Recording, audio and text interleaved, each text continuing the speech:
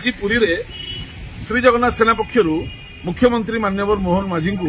जगन्नाथ सेना भेट हो 4 दफा सम्मिलित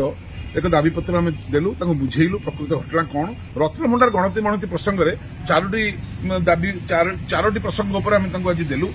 जे रत्नभंडार बर्तमान लोक मतामत कौन ओडिशावासी तरफ जगन्नाथ सेना आज देला प्रथम है प्रत्नतत्व विभाग एक केन्द्रीय संस्था एवं राज्य जो कमिटी तैयारी जस्टिस विश्वनाथ रथन अधीन में सी हेले राज्य संस्था राज्य सरकार संस्था केन्द्रीय संस्था प्रत्नतत्व विभाग एएसआई रत्नभंडार भितर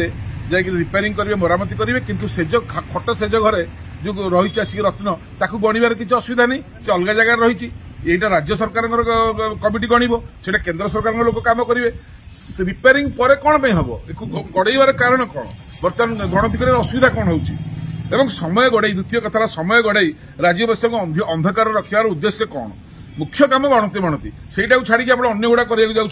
3 नंबर गजपति महाराजा कहते रत्नभंडार भंडार मरामती पर जाकि गणति मणति हम किंतु कमिटी अध्यक्ष जस्टिस रथ 2 प्रकार कथा कहते केतबेले कहते जे आउ समय दरकार आम गोटे बैठक करके जहाँ करूँ अन्य बेले कहते एसपी असुस्थ मुख्य श्रीमंदिर मुख्य प्रशासक असुस्थ सी सुस्थ होला पर बैठक करके करूँ कहना रत्न अच्छी कि नहीं आम जानी लुट होती तेणुक से घोड़े मथा खराब हो जो मुंड खराब हो गजपति महाराज गले देखीदे जमी पूरा खाली सागे बाहर पलि आसिले सी रही रत्न देखा सबुठ गुरुत्वपूर्ण कथा जे ना गजपति ना कमिटी कहीं कहूना रत्न सुरक्षित अच्छी केवल कहते आम यहाँ स्थानांतर कलु आ पछरे गणिबू जार अर्थ कौन 4 नंबर सबुठ गुरुत्वपूर्ण कथा है आम दाबी करुवा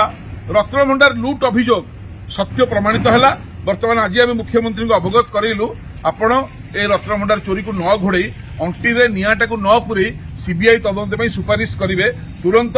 एटा सीबीआई तदंत हेले ही जो माने चोरी करछिन धरा हेबे आ चोर धरा हेले ही लोक खुशी हेबे आ दोषी दंड न पाइला पर्यंत ए संग्राम जारी रहिबो। जय जगन्नाथ जय जगन्नाथ जय जगन्नाथ।